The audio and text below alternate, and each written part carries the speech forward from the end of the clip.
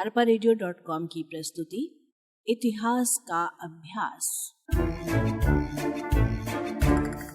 वाचक स्वर पद्मा मणि। दक्षिण कोसल की स्थिति एवं प्रमुख राजवंश।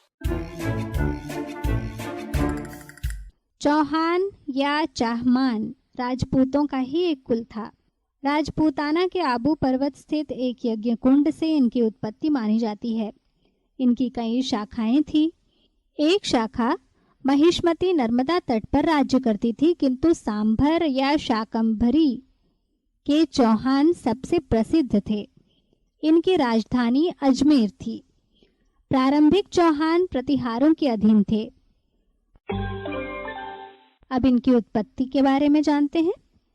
हम्मीर काव्य के अनुसार पुष्कर क्षेत्र में यज्ञ की रक्षा के लिए सूर्य के संयोग से एक वीर की उत्पत्ति हुई, जिसका नाम चाहमान रखा गया। आबू पर्वत में वशिष्ठ के यज्ञ के समय जिन वीरों की उत्पत्ति हुई, उनमें चौहान एक थे। अपनी वीरता के कारण ही उन्होंने 8वीं शताब्दी में मुसलमानों के राज्य को सिंधु से आगे बढ़ने से रोका था। 11वीं शताब्दी में अजय देव ने अजमेर नगर की नींव रखी। इस वंश में अनेक राजा हुए, किंतु 2 राजाओं के नाम विशेष उल्लेखनीय हैं। प्रथम विग्रहराज और द्वितीय पृथ्वीराज चौहान। और अब चौहानों का उत्कर्ष। पहला विग्रहराज। इस वंश का प्रसिद्ध शासक विग्रहराज था, जिसके राज्यकाल में चौहानों का राज्य और भी विस्तृत तथा शक्तिशाली हो गया। इसने संभवतः हिमालय से लेकर विंध्याचल पर्वत तक के भागों को जीता। इसके अतिरिक्त 1163 में दिल्ली के प्रसिद्ध लौह स्तंभ के अनुसार विग्रहराज ने तोमर राजपूतों से दिल्ली को छीनकर उस पर अधिकार कर लिया। उसने तुर्कों से युद्ध किया। इस प्रकार उसने एक बड़े साम्राज्य की नींव रखी। इसके अतिरिक्त विग्रहराज एक प्रसिद्ध कवि और विद्या प्रेमी भी था। उसने स्वयं कई प्रसिद्ध ग्रंथ भी लिखे। विग्रहराज एक सफल सैनिक नेता होने के साथ साथ एक प्रतिभाशाली कवि तथा विद्वान भी था। दूसरा सोमेश्वर। विग्रहराज की मृत्यु के पश्चात उसका छोटा भाई सोमेश्वर सन 1169 ईस्वी के लगभग दिल्ली की राजगद्दी का स्वामी बना। सोमेश्वर के अधीन अजमेर और दिल्ली दोनों राज्य इकट्ठे हो गए। तीसरा पृथ्वीराज चौहान। इस वंश का सबसे शक्तिशाली राजा सोमेश्वर का पुत्र पृथ्वीराज चौहान था। पृथ्वीराज चौहान ने भारत के इतिहास में मुसलमानों के आक्रमण को रोकने में बड़ा प्रशंसनीय कार्य किया। वह बड़ा वीर योद्धा था। पृथ्वीराज की सफलताओं का वर्णन चंदबरदाई की प्रसिद्ध पुस्तक पृथ्वीराज रासों में किया गया है। चंदबरदाई ने यह पुस्तक अपने स्वामी की प्रशंसा में तत्कालीन हिंदी भाषा में लिखा है। अपनी विजयों के कारण सारे उत्तरी भारत पर पृथ्वीराज ने अपना प्रभाव कर लिया था। पृथ्वीराज की इसी वीरता के कारण ही कन्नौज के राजा की पुत्री संयोगिता पृथ्वीराज से प्रेम करने लगी थी। जयचंद ने अपनी पुत्री के विवाह के लिए स्वयंवर का आयोजन किया। इस बात का समाचार पाकर पृथ्वीराज संयोगिता को स्वयंवर से भगा ले गया। इस घटना से जयचंद सदा के लिए पृथ्वीराज का घोर शत्रु बन गया और अपने अपमान का बदला लेने के लिए किसी अच्छे अवसर की प्रतीक्षा करने लगा। इसके पश्चात पृथ्वीराज ने बुंदेलखंड पर आक्रमण किया और वहां चंदेल शासकों को पराजित करके उनसे महोबा और कई अन्य प्रसिद्ध स्थान छीन लिए। फिर उसने गुजरात के चालुक्य के साथ भी सफलतापूर्वक युद्ध किया। इस प्रकार सांभर, अजमेर, दिल्ली और बुंदेलखंड पर राज्य करने के कारण वह उत्तरी भारत का सबसे बड़ा राजपूत राजा माना जाने लगा। पृथ्वीराज की सबसे बड़ी सफलता मुसलमानों के आक्रमणों को रोकना था। और अब जानकारी तराइन के युद्धों की। प्रथम युद्ध सन 1191 ईस्वी में दिल्ली पर मोहम्मद गौरी ने आक्रमण किया। इस अवसर पर पृथ्वीराज चौहान ने शत्रु का बड़ी वीरता से सामना किया। उसने कई हिंदू राजाओं का एक संगठन बनाया। तराइन के मैदान में घोर युद्ध हुआ। मुसलमानों ने राजपूतों को पराजित करने का प्रत्येक प्रयत्न किया, परंतु वे असफल रहे। राजपूत सेनाओं ने मुसलमानों को चारों ओर से घेर लिया, परंतु वे जीवन रक्षा के लिए भाग खड़े हुए। मोहम्मद गौरी घायल होकर भाग गया। इस वजह से पृथ्वीराज का नाम और भी प्रसिद्ध हो गया। और अब तराइन का द्वितीय युद्ध। सन 1192 ईस्वी में मोहम्मद गौरी ने फिर भारत पर आक्रमण किया। इस बार हिंदू मुसलमानों का सामना न कर सके। पृथ्वीराज अंतिम समय तक लड़ता रहा। कई इतिहासकारों के अनुसार पराजित होने पर वह पकड़ा गया और बाद में उसका वध कर दिया गया। इस प्रकार चौहान वंश का अंत हो गया और दिल्ली तथा अजमेर पर मुसलमानों का अधिकार हो गया। वह वास्तव में एक वीर योद्धा और अद्वितीय सेनापति था। 8वीं शताब्दी से 12वीं शताब्दी तक अर्थात राजपूत युग में वही एक ऐसा वीर था जिसने न केवल अन्य राज्यों को ही विजय किया अपितु विदेशियों को भी पराजित किया। वास्तव में वह राजपूत राजाओं में सबसे बड़ा राजा था। Doctor V.A. स्मिथ के अनुसार वह उत्तरी भारत का आज के दिन तक सर्वाधिक लोकप्रिय नायक है। और अब मूल्यांकन। भारतीय इतिहास में पृथ्वीराज चौहान प्राचीन भारत का अंतिम शक्तिशाली सम्राट था। वह वीर योद्धा था, साहसी था, किंतु उसमें कूटनीतिज्ञता का अभाव था। परिणामतः द्वितीय तराइन युद्ध में वह गौरी के वाग्जाल में फंस गया और उसका पतन हुआ। पृथ्वीराज विद्वानों का आदर करता था। बागीश्वर, जनार्दन, आशाधर, विद्यापति उसके दरबार में थे। चंद बरदाई रचित पृथ्वीराज रासव और जयानक रचित पृथ्वीराज विजय ने उसे अमर बना दिया। सत्यनारायण दुबे के अनुसार पृथ्वीराज की हार भारतीय इतिहास की एक महान दुर्घटना है। दिल्ली का राज्य उत्तरी भारत का एक प्रकार का सिंहद्वार था। उसके जाने से उत्तरी भारत की विजय का मार्ग खुल गया। दिल्ली से हिंदू राज्य सदैव के लिए लुप्त हो गया। और अब चंदेल वंश की उत्पत्ति एवं विकास। बुंदेलखंड में 9वीं शताब्दी में इस वंश का प्रभुत्व स्थापित हुआ। खजुराहो उनकी राजधानी थी। उत्कीर्ण लेखों के अनुसार उनके पूर्वज चंद्रात्रेय उनके आदि पुरुष थे, इसलिए ये चंदेल कहलाए। स्मिथ इन्हें छतरपुर रियासत में केन नदी के तट पर मनियागढ़ के आदिवासी मानते हैं। R.B. रसेल के अनुसार यह गढ़वालों की एक शाखा थी। उनका चंदेल नाम चंदेरी से बना। वे राजपूत क्षत्रिय थे। चंद बरदाई के 36 राजाओं की नामावली में छंद या चंद नाम आया है। और अब जाने चंदेल वंश के प्रमुख शासकों को। पहला, नन्नुक। राजा नन्नुक इस वंश का संस्थापक था।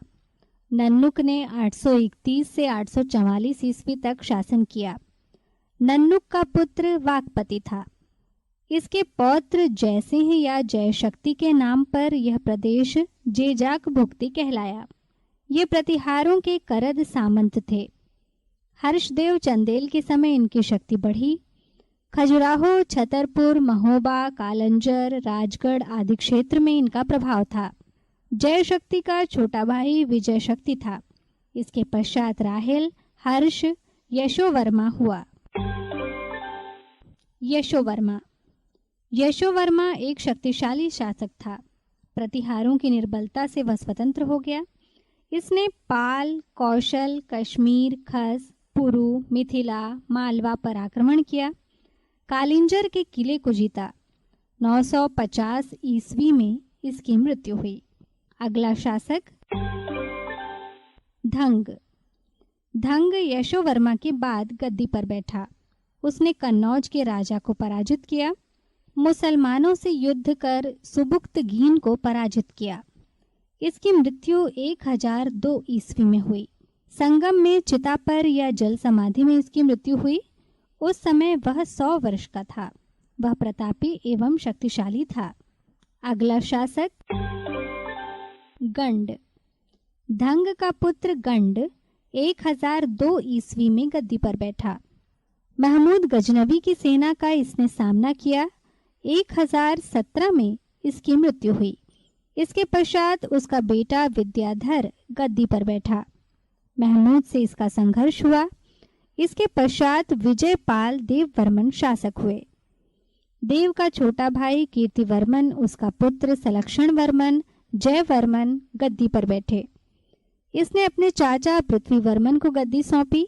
इसके पश्चात मदन वर्मन गद्दी पर बैठा। बाद में परमर्दी गद्दी पर बैठा, जो पृथ्वीराज और जयचंद का समकालीन था। 1202 में कुतुबुद्दीन ने परमर्दी पर आक्रमण किया। इस युद्ध में परमर्दी पराजित हुआ, किंतु चंदेल वंश पूर्णतः समाप्त नहीं हुआ।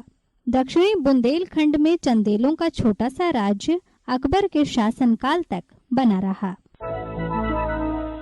अगला वंश है परमार। इनकी उत्पत्ति के संबंध में विद्वानों में मतभेद है। कुछ विद्वान इनको अग्निकुलीन क्षत्रिय मानते हैं। हर्षोल अभिलेख में इन्हें राष्ट्रकूट बताया गया है। एक धारणा के अनुसार वशिष्ठ ने इनकी वीरता से प्रसन्न होकर इन्हें परमार की उपाधि दी। कुछ लोग इनको उज्जैन, मालवा के आसपास के निवासी मानते हैं। इनका उदय 9वीं शताब्दी के प्रारंभ में नर्मदा के उत्तर में मालवा यानी प्राचीन अवंती क्षेत्र में उपेंद्र से हुआ। इसकी राजधानी धारा नगरी थी। और अब परमार वंश के प्रमुख शासक। इस वंश में उपेंद्र, बैरी सिंह प्रथम, सियक प्रथम, वाकपति प्रथम, बैरी सिंह द्वितीय, सियक द्वितीय, वाकपति मुंज, सिंधुराज, भोज, जयसिंह, उदयादित्य, लक्ष्मण देवया, जगदेव, नरवर्मन, यशोवर्मन, जयवर्मन, विंध्यवर्मन आदि शासक हुए, जिनमें वाकपति मुंज एवं राजा भोज प्रसिद्ध हुए। वाकपति मुंज 973 से 995। मुंज इस वंश का प्रतापी शासक था। अभिलेखों में इसे उत्पलराज मुंज, अमोघ वंश आदि कहा गया है। श्रीवल्लभ, पृथ्वी वल्लभ इसकी उपाधि थी। इसने कलचुरियों, गुजरात के चालुक्यों, कर्नाटक के चालुक्यों, चोलों, चौहानों, मुहिलों और हुणों से युद्ध किया था। इसकी मृत्यु 993 और 998 के मध्य हुई। मुंज का छोटा भाई सिंधुराज गद्दी पर बैठा। इसका दूसरा नाम नवसाह सांक था। इसके चरित्र की जानकारी पद्मगुप्त लिखित नवसाह सांक चरित्र में मिलती है, जिसमें छत्तीसगढ़ के बस्तर से संबंधित जानकारी भी मिलती है। ग्रंथ में उल्लेखित है कि इस युग के बस्तर के नागवंश को वज्र राज्य से बड़ा भारी खतरा था।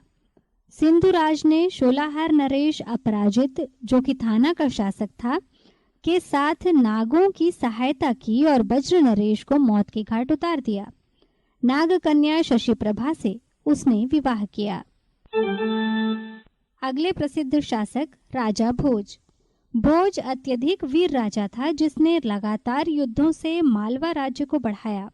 राजा भोज भारत के प्रसिद्ध एवं लोकप्रिय शासक के रूप में माने जाते हैं। उनका राज्यकाल 55 वर्ष रहा।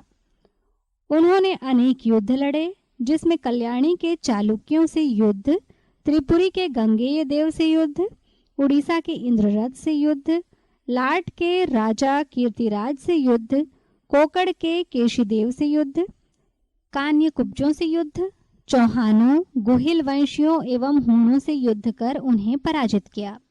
भोज के विरुद्ध चालुक्य राजा भीम प्रथम, कलचुरी राजा लक्ष्मीकर्ण, चालुक्य सोमेश्वर, लाट नरेश, त्रिलोचन चोल ने एक संघ बनाया। इन लोगों ने मालवा पर 2 बार आक्रमण किया। युद्ध के मध्य 1155 ईस्वी में भोज की मृत्यु हुई। भोज युद्ध के कारण नहीं, विद्या, प्रेम और विद्वत्ता के कारण प्रसिद्ध है। वह कविराज कहलाता था। धनपाल, उवट, शोमन, कवियत्री सीता उसके दरबार में थी। रानी अरुंधति भी विदुषी थीं। भोज ने चिकित्सा, ज्योतिष, गणित कोश, व्याकरण, अलंकार के कई ग्रंथ लिखे। वह परोपकारी था उसने भोजपुर नगर बसाया तथा झील बनवाई। वह शैव धर्म का अनुयायी था, महान विजेता एवं विद्वान था। राजा भोज मध्यकालीन भारत का एक महान शासक था। भोज ने धार में एक विद्यापीठ स्थापित की। वहां की शिलाओं पर व्याकरण, काव्य एवं ज्योतिष से संबंधित महत्वपूर्ण जानकारियों को उत्कीर्ण कराया। उन्होंने शिव मंदिरों का निर्माण कराया। प्रसिद्ध परमार शासक राजा भोज ने अपनी राजधानी धार को उन्नति के शिखर पर पहुंचाया। और अब बात परमार वंश के अंत की। राजा भोज की मृत्यु के बाद 13वीं शताब्दी तक उसके वंशज शासन करते रहे। 1305 ईस्वी में अलाउद्दीन खिलजी के सेनापति ऐनुल मुल्क ने परमार वंश के राज्य का अंत कर दिया। arparedio.com की प्रस्तुति इतिहास का अभ्यास।